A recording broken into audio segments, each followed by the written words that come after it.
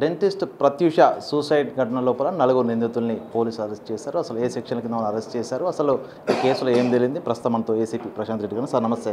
ఏంటి ఈ suicide dentist Pratyusha suicide లోపల అసలు ఎంతమంది అరెస్ట్ చేశారు, ఏ సెక్షన్ నమోదు చేశారు, సో అసలు ఏంటి అందులో ఏం జరిగింది, అసలు తన సూసైడ్కి ప్రధాన కారణాలు ఏంటి?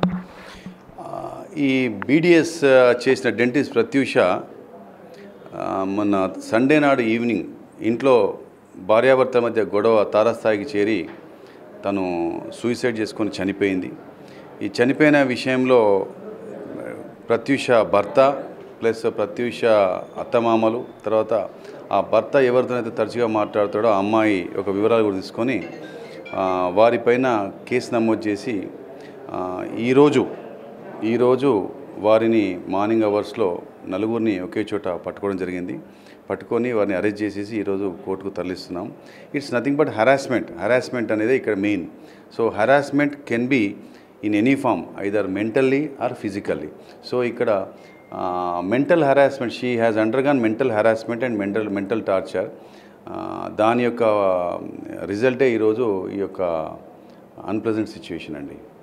ఈ శృతి అనేటువంటి యువతికి సంబంధించి సో తన పాత్ర ఏంది ఈ యొక్క హరాస్మెంట్ లోపల, నిజంగా తన పాత్ర ఉందా, సృజనే తన భార్యని వేధించడం జరిగిందా?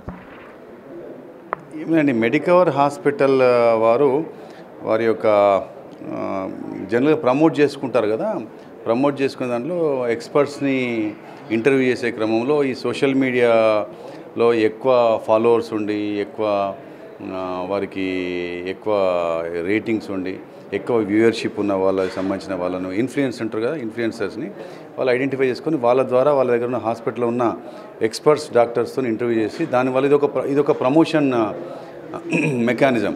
దాంట్లో చేసుకున్నప్పుడు ఆ అమ్మాయితోని పరిచయం పెరిగి ఆ పరిచయం కాస్త తరచుగా మాట్లాడుతూ చాటింగ్లు ఉండడము, ఫోన్ కాల్స్ ఉండడం, ఇవి ఉండేసరికి ఇవి కాస్త అమ్మాయి దృష్టిలో పడ్డాయి, ప్రత్యూష దృష్టిలో పడి ఈ విషయంలో డైరెక్ట్గా అతన్ని మందలించింది. తర్వాత ఆ అమ్మాయికి కూడా ఫోన్ చేసి చాట్ చేసి కూడా చెప్పింది.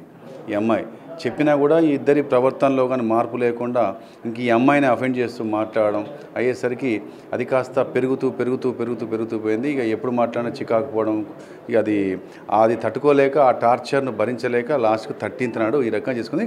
కానీ టార్చర్ను భరించలేకపోతే చాలా పద్ధతులు ఉన్నాయి, దానికి మేమంతున్నాము. ఇప్పుడు అమ్మాయి మాకు సోదరితో సమానం, పోలీసులు నథింగ్ బట్ పెద్దన్న పాత్ర పోషిస్తాం. సో ఎప్పుడైనా కూడా ఏ విషయంలో కూడా ఒక phone call, we're just phone call away from her. ఒక 100 డైల్ కొట్టేసినా కూడా ఏందమ్మా ఇట్లా అవుతుంటే వెంటనే మేము రెస్పాండ్ అయ్యేవాళ్ళము, మేము రెస్క్యూ చేసేవాళ్ళము. ఇలాంటిది కాకుండా మా సోదరి అని చెప్పేసి మేము ముందుబడి చేసేవాళ్ళం, కానీ తొందరపడ్డది అమ్మాయి. సో అందరికీ సందర్భం చెప్పేదంటే ఎప్పుడు ఆవేశాన్ని పోయి గొడవలో పోవద్దు, ఆవేశాన్ని పోయి ఇటువంటి అఘాయిత్యాలు కూడా చేసుకుంటే చివరికి మిగిలి ఏంటంటే తల్లిదండ్రులకు, కన్న కూతుర్లకు, కన్న పిల్లలకు అందరికీ మనం దుఃఖమే ఇస్తున్నాం తప్ప మనం వాళ్ళకి ఎటువంటి హ్యాపీనెస్ ఇవ్వలేకపోతున్నాం. అంటే లా అండ్ ఆర్డర్ కాదు సార్, ఇప్పుడు సోషల్ సంబంధించిన ఇష్యూస్ మీద కూడా పోలీస్ చాలా ఫోకస్ చేసి ఈ మధ్య అన్నింటి అవేర్నెస్ చేయొచ్చు. సో ఇట్లా కుటుంబాలకు సంబంధించిన విషయాల లోపల చాలా వరకు ఇప్పుడు క్రైమ్స్ కానీ సూసైడ్ కానీ ఈ కుటుంబాలలో జరుగుతున్నటువంటి విషయాల వల్లనే జరుగుతున్నాయి. సో దీనికి సంబంధించి వరంగల్ పోలీసు ప్రత్యేక ఫోకస్ ఏమైనా పెడతారా? భరోసా ఉంది, షీ టీమ్స్ ఉన్నాయి, దీంతో పాటు ప్రత్యేకంగా ఏమైనా చర్యలు తీసుకుంటారు?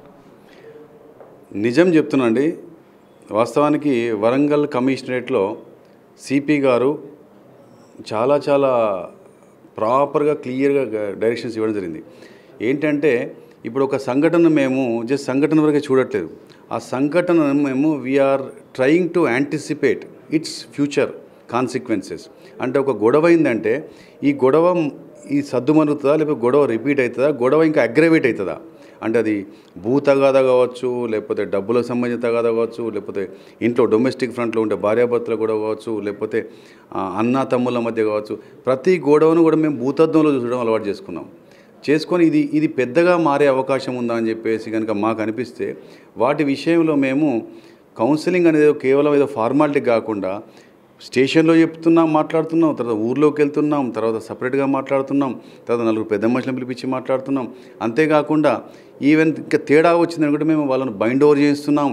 ఇవన్నీ కాకుండా కమిషనరేట్లో ఒక కళా బృందం ఒకటి స్పెసిఫిక్గా ఏర్పాటు చేసి వాళ్ళను ఇప్పుడు మొత్తం కమిషనరేట్ ఈ రోజు నైట్ ఒక దగ్గర ఉంటుంది, నిన్న ఒక నైట్ ఒక దగ్గర, ప్రతి దగ్గర ఒక కళా బృందం పంపిస్తూ, కళా బృందం కాకుండా అక్కడికి సంబంధించిన రెస్పెక్టివ్ జ్యూరిడిక్షన్లో ఉండే ఆఫీసర్స్ కూడా వెళ్ళి ప్రజలతో మమేకమై ప్రజలతోని ఒకటనే కాదు, అది డ్రగ్ అబ్యూస్ కావచ్చు, సైబర్ క్రైమ్ బార్లో పడుతున్న విషయంలో కావచ్చు, లేకపోతే ఇట్లా భార్యాభర్తల మధ్య గొడవ కావచ్చు, అన్నదమ్ముల మధ్య గొడవ కావచ్చు, లేదా పేరెంట్స్ పిల్లల మధ్య గొడవ విషయంలో కావచ్చు, భూ తగాదాలు కావచ్చు, అప్పు తగాదాలు కావచ్చు, ఆస్తి తగాదాల విషయంలో కానీ మేము మాకు చుట్టుపక్కల ప్రతిరోజు మేము బీయింగ్ ఇన్ ది డిపార్ట్మెంట్ మేము general we come across several crimes చూస్తుంటాం, వింటుంటాం, ఎక్కడెక్కడ జరుగుతున్నాయి, ఏమేమి జరుగుతుంది, ఎక్కడో జరిగిన నేరం మా దగ్గర కూడా జరగవచ్చు, మన ఏరియాలో కూడా జరగవచ్చు అని ముందు చూపుతో ఆలోచించి మేము ఏం చేస్తున్నామంటే వాటి విషయంలో అదే దృష్టి పెట్టుకొని ఇది పెద్దగా అవుతుందేమో, ఇది ఇలా మారుతుందేమో, ఇది ఇంకో రకంగా మారిపోతుందేమో అని ఆ యొక్క ఆలోచనతోనే యాంటిసిపేట్ చేస్తూ మేము ఆ దిశలో మేము కొద్దిగా చెప్పాలంటే వాస్తవానికి ఇంకా ఎక్కువ చొరవ తీసుకుంటున్నాం. ఎక్కువ చొరవ తీసుకుంటే కొందరు తప్పుగా అనుకుంటారు, కానీ యాక్చువల్గా మా ఆలోచన ఏంటంటే మేము మాకు ఒక లోపల ఏంటంటే ఇదేమన్నా జరగవచ్చు, ఒక గెట్టు పంచాయతీ అవుతుంది, ఒక అప్పు పంచాయతీ అవుతుంది. మేము అప్పు పంచాయతీ అని చెప్పి కేవలం సివిల్ మ్యాటర్ అని చెప్పి అంటలేం, ఇంకాస్త కొద్దిగా రిస్క్ తీసుకొని సెటిల్ చేయడం కోసం ప్రయత్నం చేస్తున్నాం. దానికి అల్టిమేట్ కారణం ఏంటంటే క్రైమ్ జరగద్దని. మా అల్టిమేట్ ఎయిమ్ ఏంటంటే క్రైమ్ ప్రివెన్షన్ కావాలని చెప్పి అనుకుంటాం తప్ప క్రైమ్ ప్రెసిపిటేట్ కావాలని కోరుకోము. క్రైమ్ ఎక్కువైతే అది మన ఇంట్లో జరిగింది, మా ఇంట్లో జరిగింది అనుకుంటాం తప్ప ఇప్పుడు అమ్మాయి చనిపోయింది, మా సోదరు చనిపోయిందని ఫీల్ అవుతాం. ఇలాంటి జరగద్దని కోరుకోవడంలో మేము ముందుంటాం. దీనికి సంబంధించిన దాంట్లో మాకున్న తెలివితేటలే కాకుండా, మా అనుభవమే కాకుండా, మా పై అధికారులు చెప్తున్న సూచనలే కాకుండా సమాజం ఏం ఎక్స్పెక్ట్ చేస్తుంది, సమాజం ఏం కోరుతుంది, సమాజం మమ్మల్ని ఏం ఆశిస్తుంది, సమాజం మేము ఏం చేయాలని కోరుకుంటుందో ఆ విషయాలను కూడా మేము కాస్త అన్నిటినీ అనలైజ్ చేసుకొని మేము స్వతంత్రంగా ఎక్కడికక్కడ మా అధికారులకు, మా స్టేషన్ హౌస్ ఆఫీసర్లకు కానీ, మా కానిస్టేబుల్ స్టాఫ్ కానీ చెప్పుతూ క్రైమ్ ప్రివెన్షన్ దిశలో పోతున్నాం. అట్లాగే విలేజ్లలో తర్వాత వార్డులలో కూడా ఒక్కొక్క విలేజ్కి ఒక విలేజ్ పోలీస్ ఆఫీసర్ పెట్టి, ఒక్కొక్క వార్డుకి ఒక పోలీస్ ఆఫీసర్ పెట్టి ఏమైనా ఇలాంటి సంఘటన ఉంటే మన దృష్టికి తీసుకురండి. We will try our level best to see that it is resolve. అది దాన్ని కూడా చూస్తలేం, కొద్దిగా రిస్కే తీసుకుంటున్నామండి. Really honestly we are trying our level best to prevent such type of crimes including this kind of things.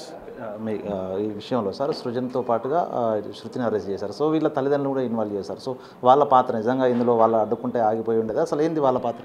Parents ఇక్కడ జనరల్గా ఎక్కువ క్రైమ్స్ ఏంటంటే ఒంటరిగా ఉండే కుటుంబంలో అయితే, అంటే భార్యాభర్తలే ఉండి, ఈ మధ్య ఒకప్పుడు ఉమ్మడి కుటుంబాలు ఉండేది పెద్దగా, అమ్మ నాన్న తాత అమ్మమ్మ తాత, ఇప్పుడు కాస్త చిన్నగా అయిపోయిన ఈ యొక్క తరుణంలో ఇక్కడ ఈ సృజనే కాకుండా, ఈ ప్రత్యూషే కాకుండా వీళ్ళ సృజన్ పేరెంట్స్ కూడా ఉంటారు, ఇంట్లో నలుగురు ఉంటారు పెద్దలు.